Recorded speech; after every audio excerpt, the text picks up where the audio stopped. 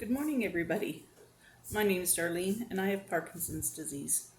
I'm not sleeping very well tonight, so I thought, why don't I just get up and tell a couple of little stories, and maybe that'll make me feel good, and I'll go to bed and be able to sleep. So I was thinking about this, and I thought, I got two quick little stories. It's just going to be a short video. The first story, well, they're both stories about rest stops. So when you're traveling, you know that you can pull over and use a rest stop. Some of them are very basic, an outhouse or two and a parking lot to pull your car into. Some of them are a lot fancier than that. So there's stories from both spectrums here.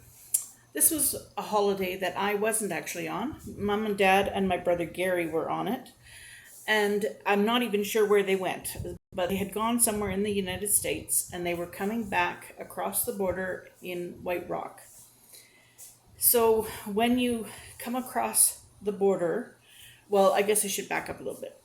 About a half an hour from the border, there is a little town of Bellingham. And as they went through Bellingham, Dad said he thought that he could use the restroom. So he knew that there was a rest area coming up. So that was great. That was it. Mom was sleeping in the back, and they got to the rest area, and Dad woke everybody up and said, "Do you have to use the washroom?" And Mom said no, and the two boys decided that they would go to the washroom, and off they went. Well, I guess while they were gone, Mom decided she could use the washroom. So she got up and she went into the washroom. Of course, they got back before her because she left after them. So they got back in the car and pulled out of the rest area without Mom. Anyway, Mom comes out of the rest area or the restroom and realizes that they're not there and has to sit at a picnic table. It's like, midnight, and she's sitting at a picnic table in an empty park area. It's probably scared out of her mind, waiting for them to realize and come back. Well, Dad drove almost the full half hour to get to the border before he said to Gary, he said, "We're coming up to the border. Wake your mother up so that she's awake when we go across the border." So Gary turned around and he said, "Well, I'd wake her up if she was here." And Dad, of course, was like, "What do you mean she's not there?" And he says, "She's not here." So now they've realized they've left her back in the rest area. So they've now got to find a place on the highway to turn around, go back. It's another half an hour back. So she'd been there for a good hour by herself. I don't think she greeted them with a smiling face, to tell you the truth. But anyway, they were pretty happy to gather her up and take her. So for years after that, they'd be packing up for a trip and we'd go, "Have you forgotten anyone?" And it was always a joke that Dad had forgotten Mom in the rest area. So that was one of my little rest area stories. The other one I was involved in, it was on a trip that my husband and I were taking across the country. And we were coming into a very fancy rest area because it was also the information center when you entered a new province. So when you enter a new province, there's a rest area that has an information center attached to it where you can go in. They've got a small shop that you can shop and buy souvenirs in, and they've got lovely restrooms. And they've even usually got a little coffee bar that you can make yourself a coffee or something. So anyway, we pulled into this rest area and we got out, and I really had to go to the bathroom. There was no question about it. I couldn't be waiting. I had to get there. So I go to the area that has the rest areas, and there's restrooms, and there's one that says men's. There's not a lineup. One that says handicapped, not a lineup. One that says women, must have had 6 or 8 women standing outside the door waiting to go in. And apparently they're all only just one bathroom, and there's not a bigger bathroom. So my husband goes into the men's, and I get in the back of the women's lineup, and it's becoming critical. A couple of women have gone, and I've realized there's not like a whole bunch of stalls inside. They're coming out one at a time, right? So I thought, this is going to take us a month of Sundays to get me into there.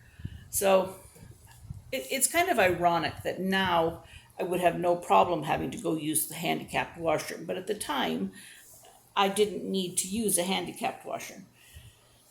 But anyway, that's what I chose to do. I thought, I don't care if these other women don't like it. I'm going to go into the handicapped stall. So anyway, I said, as I was going by, I said, I'm so sorry, but I really have to go. So I'm just going to nip into here. I felt very bad about doing it, but in I went. So I'm in there and I do what I need to take care of, and I go to flush the toilet. And I can't find a flusher. And I thought, oh, that's very strange. How do I flush the toilet? So I looked around, and then I see the button that you're supposed to push to flush the toilet. So I push the button, and the toilet doesn't flush. Oh no, what am I going to do? And I pushed the button again.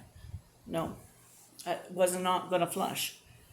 So in desperation, I thought, okay, third time's a charm, right? Third time's a charm. I'm going to push this button, and this toilet is going to flush. I push the button, and all of a sudden I hear a voice that comes into it. Yes, can I help you? And I said, well, I don't know if you can or not. I said, and I felt kind of stupid talking out to the air, but I said, I don't know if you can or not. I said, I can't seem to flush the toilet. I'm pushing the button and it's not flushing. And she said, well, you're pushing the call for help button. I thought, oh my Lord, what have I done now? So I said to her, I said, well, I don't need help. I just need to know how to flush the toilet. And she says, there's a big sign and there's a little string, and the big sign says, flush. I thought, smart ass. Anyway, so I turned around. Sure enough, there's in big red letters the word flush. And I pulled the string and the toilet flushed. And she says, did you get it? And I said, yes, I got it. Thank you very much. And then I washed my hands and I snuck out of the bathroom.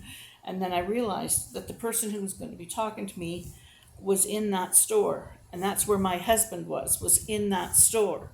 And I knew they were all waiting to see what kind of a woman was coming out of this handicapped bathroom that didn't know how to flush a toilet. Well, anyway, I signaled for Bill to come here. Come.